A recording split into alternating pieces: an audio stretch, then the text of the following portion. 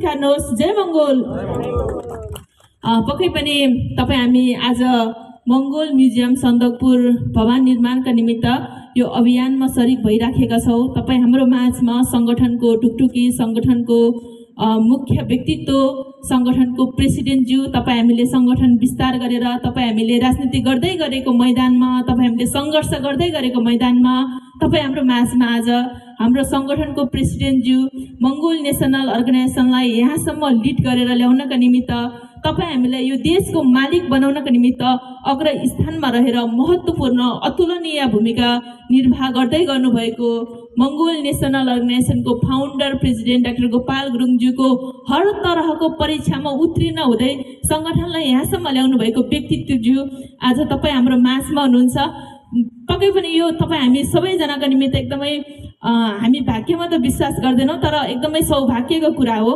हामी एकदमै खुसी छौँ, गर्वन्वित छौँ। तपाईँ हामीले यही ठाउँमा, एक कुना पाखाहरूमा, वन पाखाहरूमा, मङ्गोल घर आँगनहरूमा चाहिँ मङ्गोल नेसनल अर्गनाइजेसनको मङ्गोलवाद दर्शनलाई पुर्याइराखेका थियौँ। विगतका केही वर्षहरूदेखि हामी निरन्तर रूपमा लागिराखेका छौँ, अगाडि बढिराखेका छौँ। पक्कै पनि तपाईँ हामी सबैजना मिलेर अब यो नुवाकोटलाई मङ्गोलमय बनाउने अभियान चाहिँ तपाईँ हाम्रो काखमा छ भन्दै तपाईँ हामी चाहिँ आज विशेष गरी मङ्गोल म्युजियम सन्दकपुर इलाम भवन निर्माण गर्नका निमित्त तपाईँ हामीले एक खालको अभियान चालिराखेका छौँ। पक्कै पनि अघिको कार्यक्रमको सुरुवात गर्दै गर्दा तपाईँ हाम्रो सङ्गठनको प्रवक्ता रिन्छेन तामाङज्यूले पनि धेरै कुराहरू प्रकाश पार्दिसक्नु भएको छ। हाम्रो मङ्गोल म्युजियम सन्दकपुर इलाम भनेको चाहिँ एकदमै ऐतिहासिक कुरा हो। महामानव डाक्टर गोपाल गुरुङज्यूले तपाईँ हामीलाई मालिक बनाउनका निमित्त त्यहाँनिर एउटा तालचा लगाइराख्नु भएको छ। तपाईँ हामी सबैजनाले एकदमै फोकस भएर, तपाईँ हामी सबैजनाले एकदमै केन्द्रित गरेर यो मङ्गोल म्युजियम भवन बनाउनको निमित्त चाहिँ तपाईँ हामी सफल हुन सक्यो भने, सफल भयो भने पक्कै पनि तपाईँ हामीले चाँडै नै फल खानेछौँ, तपाईँ हामी चाँडै नै मालिक हुनेछौँ भन्ने कुरा तपाईँहरूको बिचमा राख्न चाहन्छु। हाम्रो इलामको सन्दकपुरमा बन्दै गरेको मङ्गोल म्युजियम भवनमा चाहिँ मङ्गोल नेसनल अर्गनाइजेसनका फाउन्डर प्रेसिडेन्ट महामानव डाक्टर गोपाल गुरुङज्यूका सपनाभित्रका पात्रहरू, उहाँलाई हिजो अनिकालको बेलामा सहयोग गर्नुहुने हाम्रो वीरेन लामा गुरुङज्यू र मानबहादुर राई सिंहपुरीज्यूको पनि पूर्ण कदको शालिग निर्माण हुँदैछ। सँगसँगै हाम्रो महामानव डाक्टर गोपाल गुरुङज्यूको पनि शालिग निर्माण हुँदैछ र सँगसँगै हाम्रो मङ्गोल म्युजियमको पनि भवन निर्माण हुँदैछ भन्ने कुरा मैले हिजोको दिनहरूमा पनि तपाईँहरूले भन्दै आइराखेको कुरा हो र आज पनि भने।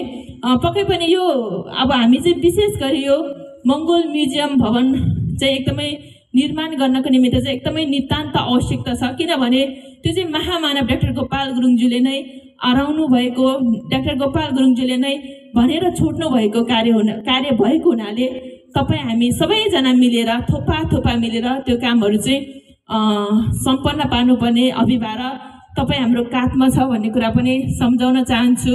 हिजोको दिनमा हाम्रा अल्पसङ्ख्यक बाहिरबाट आएका शासकहरूले चाहिँ तपाईँ हामीले अन्धविश्वास, कुरीति, विकृतिहरूमा मात्रै रुमलिरहनको लागि सिकाइराख्यो। त्यस कारणले गर्दा यो समाजमा कुरीति, यो समाज नै एक खालले कुरीति, अन्धविश्वासतिर चाहिँ धकेलेर गइराखेको छ। पक्कै पनि हामीले निर्माण गरेको मङ्गोल रिसर्च सेन्टरले, यो मङ्गोल म्युजियमहरूले चाहिँ हिजोको अब हामीले निर्माण गरेको यो मङ्गोल रिसर्च सेन्टर, मङ्गोल म्युजियमहरूले चाहिँ भोलिका निमित्त हाम्रो देशलाई चाहिने एकदमै दक्ष जनशक्तिहरू, एकदमै वैज्ञानिक विद्वानहरू, शिक्षित व्यक्तिहरू चाहिँ उत्पादन हुनेछ।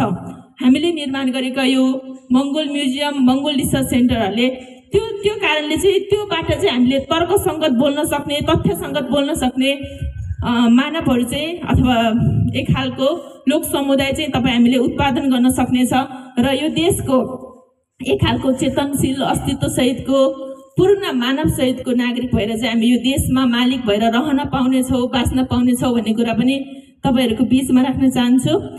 पक्कै पनि तपाईँ हाम्रो माझमा एक खालको साङ्गीतिक कार्यक्रम लिएर यो ठाउँहरूलाई, यो भूमिलाई, यो वन पाखा कुना कन्दराहरूलाई चाहिँ एक खालको पवित्र बनाउनका निमित्त हिजोको दिनमा महामानव डाक्टर गोपाल गुरुङज्यू सँगसँगै इलामका वन पाखाहरूमा अग्रज व्यक्तित्व दाइहरूले गुन्जाउनु भएको गीतहरू चाहिँ तपाईँ हाम्रो यो ठाउँमा पनि गुन्जिराखेको छ। यो वनपाखा प्रकृतिहरूलाई, यो ठाउँहरूलाई पनि सुनाइराखेको छ, यो माटोलाई सुनाइराखेको छ। पक्कै पनि यो आवाज भनेको चाहिँ दाइले प्रेसिडेन्टज्यूले भन्नुहुन्छ यो वनपाखा माटो ढुङ्गा सबैले सुनाउनु पर्छ भन्नुहुन्छ।